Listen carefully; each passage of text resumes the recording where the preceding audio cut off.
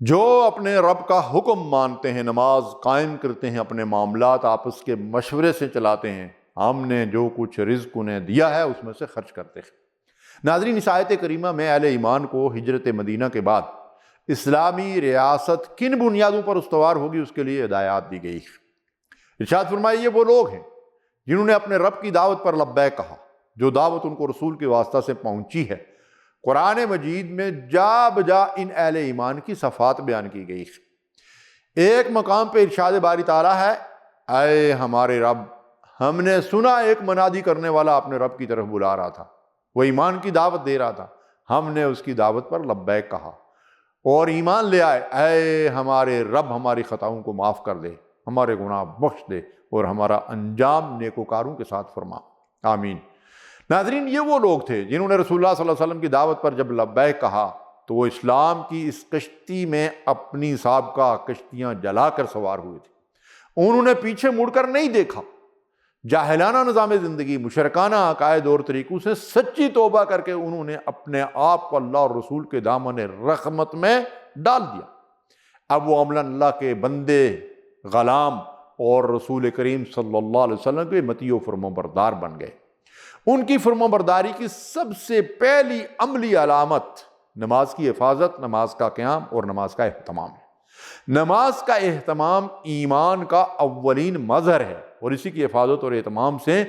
دوسری ساری نیکیاں ظہور میں آتی ہیں اور پروان چڑھتی ہیں۔ اس وجہ سے جس نے نماز کا اہتمام نہیں کیا تو گویا اس نے ایمان کی دعوت بھی قبول نہیں کی۔ اگر وہ ایمان کا مدعی ہے تو اس کا یہ دعویٰ محض خود فریبی ہے۔ اس آیت کریمہ کے تحت مفسر قرآن مولانا امین احسن اصلاحی رحمۃ اللہ علیہ لکھتے ہیں، اقام الصلاۃ کا مفہوم صرف نماز پڑھنا ہی نہیں بلکہ نماز کا اہتمام کرنا بھی ہے، یعنی وہ نماز بھی پڑھتے ہیں اور یہ اہتمام بھی کرتے ہیں کہ دوسرے بھی نماز پڑھیں۔ یہی نماز اور اہتمام نماز ان کی جماعتی زندگی کی خصوصیت اور دنیا میں ان کا اصلی امتیاز ہے۔ یہی نماز ان کو سکھاتی ہے کہ ان کو دنیا میں اپنے رب کی بندگی اور اس کے دین کی اقامت کے لیے کس طرح بنیاد مرصوص بن کر زندگی گزارنی ہے، اور یہی نماز اس فحش اور منکر سے ان کو روکتی ہے۔ ان الصلاۃ تنہی عن الفحشاء والمنکر، بے شک نماز بے حیائی اور بری باتوں سے روکتی اور منع کرتی ہے۔ دوسری بات ارشاد فرمائی، وَأَمْرُهُمْ شُورَىٰ بَيْنَهُمْ، ان کے باہمی معاملات مشورے سے طے کیے جاتے ہیں، یعنی مسلمانوں کا جماعتی اور سیاسی نظم خود سری، انانیت، خاندانی برتری، نسلی اور نسبی غرور پر مبنی نہیں ہے بلکہ اہل ایمان کے باہمی مشورہ پر مبنی ہے۔ ناظرین، آج ہمارا حال، ہمارا نظم اجتماعی کی حیت قومیت، لسانیت، پارٹیزم مسلکوں پر قائم ہے۔ ہم نے اللہ اور اس کے رسول کی ہدایات کو بلا دیا ہے۔ اگر شورائے نظام کی کوئی مثال پاکستان میں کسی جماعت کے اندر مل سکتی ہے تو اس کا نام جماعت اسلامی ہے، جس کا اعتراف اس کے تمام مخالفین بھی برملا کرتے ہیں۔ ناظرین، سورہ شورى کی اس آیت مبارکہ میں ایک سوال قابل غور ہے، اور وہ یہ کہ قرآن کا معروف اسلوب بیان تو یہ ہے کہ وہ نماز کے ساتھ بالعموم زکوٰۃ یا انفاق کا ذکر کرتا ہے، لیکن یہاں اس معروف طریقہ کے خلاف نماز اور انفاق کے بیچ میں شورى کا ذکر آیا ہے۔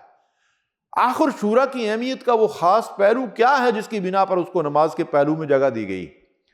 امین احسن اصلاحی صاحب رحمۃ اللہ علیہ نے اس کے جواب میں لکھا ہے کہ ہمارے نزدیک اس سوال کا جواب یہ ہے کہ اسلام کی نظم اجتماعی کی روح اور اس کے قالب کی اصلی شکل نماز میں محفوظ کی گئی ہے۔ اسی کے اندر مسلمان کو دکھایا گیا ہے کہ کس طرح ان کو اللہ کی بندگی کے لیے ایک بنیاد مرصوص بن کر کھڑے ہونا ہے، کس طرح اپنے اندر سب سے زیادہ علم و تقوی والے کو اپنی امامت کے لیے منتخب کرنا ہے، کس طرح لوگوں کو حدود الہی کے اندر اس ایمان کی بے چوں و چرا اطاعت کرنی ہے، اور کس طرح امام اس بات کا پابند ہے کہ لوگوں کو کسی ایسی بات کا حکم نہ دے جو اللہ اور اس کے رسول کے کسی حکم کے خلاف ہو، اور کس طرح اس کے ایک ادنا مقتدی کو بھی یہ حق حاصل ہے کہ اگر وہ کوئی غلطی کرے تو وہ اس کو ٹوک دے۔ یہاں تک کہ عین نماز کے اندر بھی رکوع، سجود، قیام یا تلاوت میں کوئی ادنا فروگزاشت بھی اس سے صادر ہو جائے تو اس کے پیچھے ہر نماز پڑھنے والا اس کو متنبہ کرنے کا ذمہ دار ہے، اور امام کا یہ فرض ہے کہ اگر مقتدی کی تنبیہ مطابق شریعت ہے تو وہ اس کو قبول کرے اور اپنی غلطی کی فوراً اصلاح کرے۔ گویا اس طرح ہمارا پورا نظم اجتماعی نماز کی صورت میں مشکل کر کے ہمیں دکھایا گیا ہے کہ ہم اپنی سیاسی تنظیم میں اسی نمونہ کی پیروی کریں، اسی طرح اللہ کے دین کی اقامت کے لیے اپنی تنظیم کو منظم کریں، اسی طرح اپنے اندر سے سب سے زیادہ اہل